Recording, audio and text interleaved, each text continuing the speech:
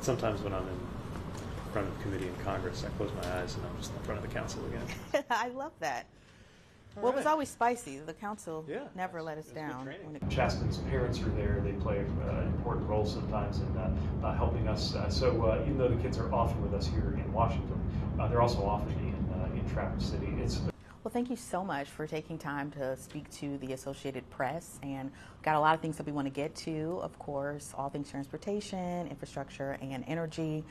Well, let's stick with EVs because now, I was kind of wondering about what Senator Manchin, he kind of is on your side, but maybe not, because he's critiqued the administration about, your interpretation of the Inflation Reduction Act, whether or not, you are reading that correctly as it refers to having that Made in America requirement.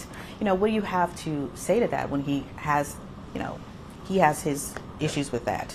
So there's some real differences of opinion on some highly technical questions about how exactly to implement the tax provisions of that law. But to me, the bottom line is this.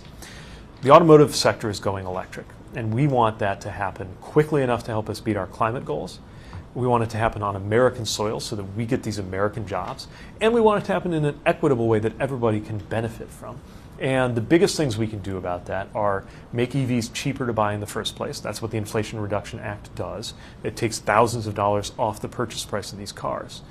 And secondly, make sure that we have the charging network to support them. Now, one thing a lot of people still don't realize if you've never dealt with an EV is that if you've got a single family home and a garage, you already have charging infrastructure, the plug in your wall. You might want to upgrade, but you have some basic level of infrastructure. But if you're going on a road trip or you live in an apartment building, then we've got to do more to make sure those chargers are there.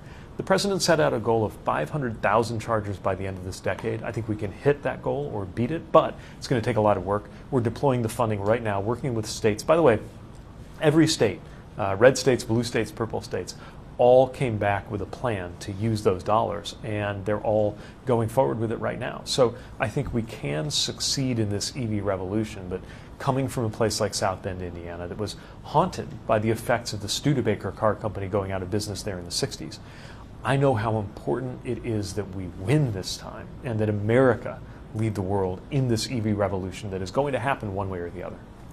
But how do you feel about self-driving cars? And there is enormous safety potential in this technology.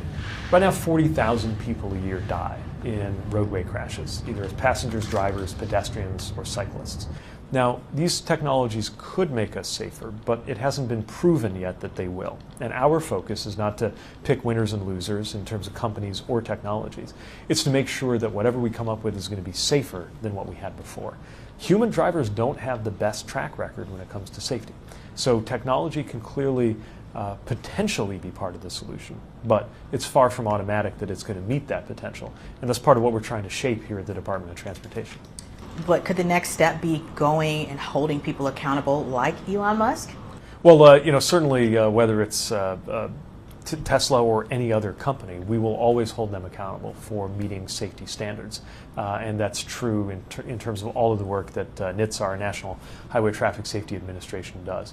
We call balls and strikes. I view it as something where it's very important to be very objective. But anytime a company does something wrong, or a vehicle needs to be recalled, or a design isn't safe, we're going to be there. And I also have concerns about some of the marketing that goes on.